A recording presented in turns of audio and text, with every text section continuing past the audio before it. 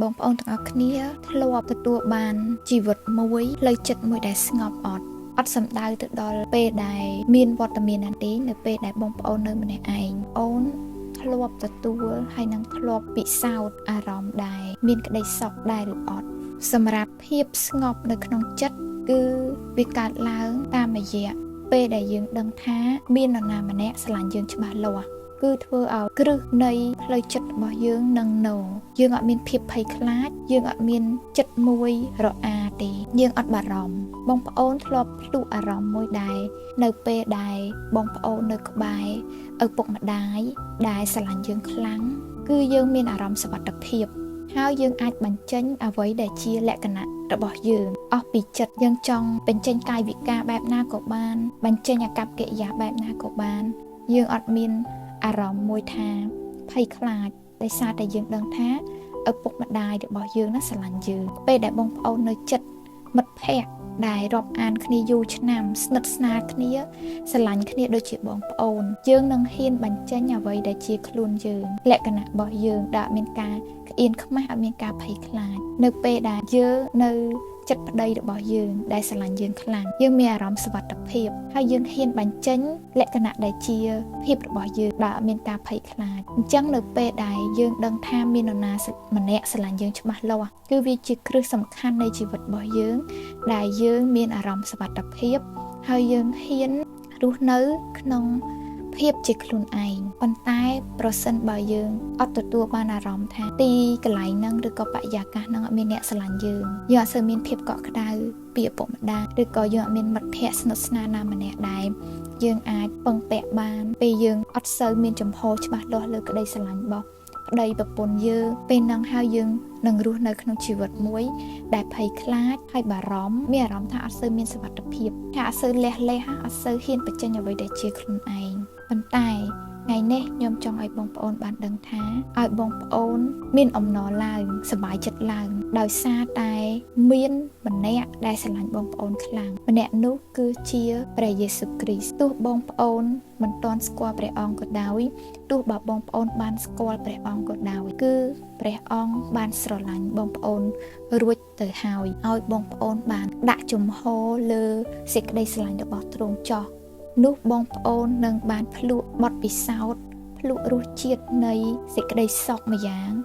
ដែលមនុស្សណាម្នាក់អាចបំពេញបានសូម្បីតែយើងខ្លួនឯងអាចបំពេញបានប៉ុន្តែព្រះអង្គមួយនោះអាចបំពេញដល់បងប្អូនបានពេលដែលបងប្អូនមានព្រះយេស៊ូវគ្រីស្ទដែលស្រឡាញ់បងប្អូនខ្លាំងបងប្អូននឹងបាត់នៅភាពរងា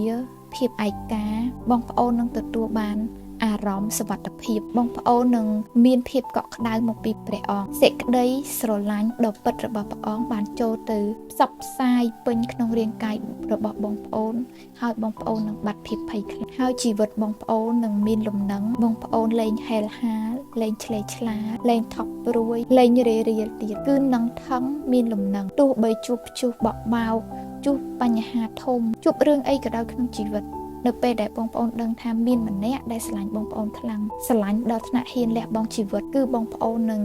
មានចំហហើយបងប្អូននឹងទទួលបានអារម្មណ៍សុវត្ថិភាពហ៊ានតតាំងជាមួយនឹងគ្រប់ឧបសគ្គទាំងអស់ហើយបងប្អូនខ្ញុំចង់ប្រាប់បងប្អូនថាព្រះវត្តមានរបស់ព្រះអង្គគឺមានអំណាចព្រះចេស្តាពេលដែលបងប្អូនបានស្គាល់ព្រះយេស៊ូវគ្រីស្ទពេលដែលព្រះអង្គបានយាងមកគង់ក្នុងជីវិតបងប្អូនជីវិតបងប្អូននឹងមានតែចិត្តគំនិតបងប្អូននឹងរៀបរយនៅពេលដែលមានព្រះវត្តមានរបស់ព្រះយេស៊ូវគ្រីស្ទមកគង់ក្នុងជីវិតបងប្អូនចិត្តគំនិតរបស់បងប្អូននឹងស្រឡះផែនការជីវិតបងប្អូននឹងអត់រញ៉េរញ៉ៃបងប្អូននឹងមានជំនឿចិត្តបងប្អូននឹងមានភាពក្លាហានបងប្អូននឹងសប្បាយរីករាយបងប្អូននឹងមានអំណរដោយសារតែមនុស្សយើងគឺគិតច្រើនមែនតើគឺយើងត្រូវតែទទួលស្គាល់ការពិតថាយើងគិតច្រើនយើងបារម្ភច្រើនយើងព្រួយច្រើនហើយបើយើងអត់ច្បាស់ថាមានអ្នកណាម្នាក់ស្រឡាញ់យើងពិតប្រាកដទៀតការព្រួយបារម្ភនឹងវាកាន់តែកើនឡើងទ្វេគុណរហូតដល់ពេលខ្លះយើងធ្លាក់ទៅក្នុងវិបត្តិមួយវិបត្តិផ្លូវចិត្ត stress ឬក៏ depression ផ្សេងប៉ុន្តែខ្ញុំចង់ឲ្យបងប្អូនបានដឹងថាព្រះវត្តមានរបស់ព្រះយេស៊ូវគ្រីស្ទមានអំណាចនឹងធ្វើឲ្យជីវិតរបស់បងប្អូនបានស្ងប់ឡើងវិញបងប្អូននឹងបានធូរស្បើយពីគ្រប់ទាំងការព្រួយបារម្ភព្រោះព្រះអង្គមានព្រះវត្តមាន ព្រះអង្គនឹងធ្វើការអស្ចារ្យក្នុងជីវិតបងប្អូនព្រះអង្គឮពាក្យដែលបងប្អូនអធិដ្ឋានព្រះអង្គឮហើយនឹងឃើញពីទុក្ខលំបាករបស់បងប្អូនហើយនៅពេលដែលបងប្អូនស្រែករកទ្រង់ព្រះអង្គនឹងជួយបងប្អូនបានដូចដែលនៅក្នុងសាច់រឿងដែលពួកសិស្សបានធ្វើដំណើរឆ្លងទៅត្រើយម្ខាង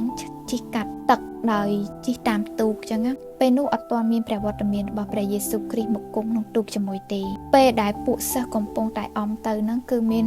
រលកច្រាស់ខ្យល់ចឹងទៅពួកគេខំប្រឹងអមយ៉ាងហត់យ៉ាងលំបាកតែទូកទៅមុខតិចតិចហើយពេលវេលានោះដែលព្រះយេស៊ូវបានធ្វើការអស្ចារ្យមួយគឺព្រះអង្គបានយាងលើទឹកទៅដល់ពួកសិស្សបានឃើញព្រះអង្គហើយ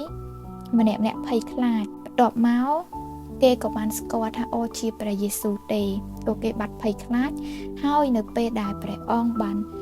យាងចូលទៅក្នុងទូកភ្លាមគឺថារលកច្រាស់ខ្យល់អីហ្នឹងគឺបាត់ហើយស្ងប់ទឹកឡើងស្ងប់ហើយពួកសិស្សអាចអមទៅមុខបានដោយស្រួលហើយទៅដល់គោលដៅយ៉ាងលឿនអញ្ចឹងតាមរយៈសាច់រឿងនេះខ្ញុំចង់ជម្រាបបងប្អូនថាពេលដែលមានព្រះវត្តមានព្រះយេស៊ូវគ្រីស្ទគង់ក្នុងជីវិតរបស់យើងប្រៀបដូចដែលទ្រង់គង់នៅក្នុងទូកជាមួយពួកសិស្សអញ្ចឹងគឺរលកនៃបញ្ហារលកនៃទុក្ខលំបាករលកនៃការខ្វល់ខ្វាយការថប់បារម្ភការព្រួយលំបាកទាំងឡាយនឹងស្ងប់ទៅទាំងអស់ដោយអំណាចបិជេស្តារបស់ទ្រង់ហើយមួយទៀតដោយសេចក្តីស្រឡាញ់របស់ទ្រង់ដែលបងប្អូន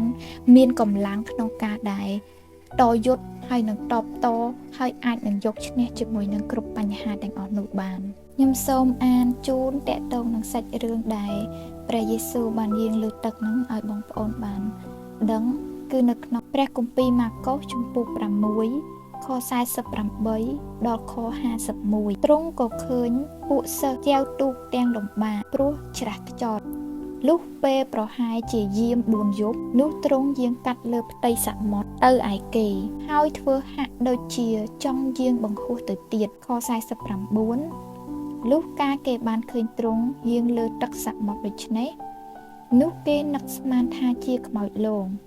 ហើយក៏ស្រែកឡើងខ50បិទគ្រប់គ្នាបានឃើញទ្រង់ហើយក៏ភ័យស្លន់តែទ្រង់មានព្រះបន្ទូលទៅគេជាមួយរំពេចថាចូលសង្ឃឹមឡើងគឺខ្ញុំទេតើកុំភ័យអីខ51នោះទ្រង់យាងឡើងទៅឯគេនៅក្នុងទូករួចខ្យល់ក៏ស្ងប់ឈឹងអ្នកទាំងនោះមានសេចក្តីអស្ចារ្យជាពន់ពេកព្រមទាំងវិលវល់ក្នុងចិត្តព្រះគម្ពីរម៉ាកុសជំពូក6ខ48ដល់ខ51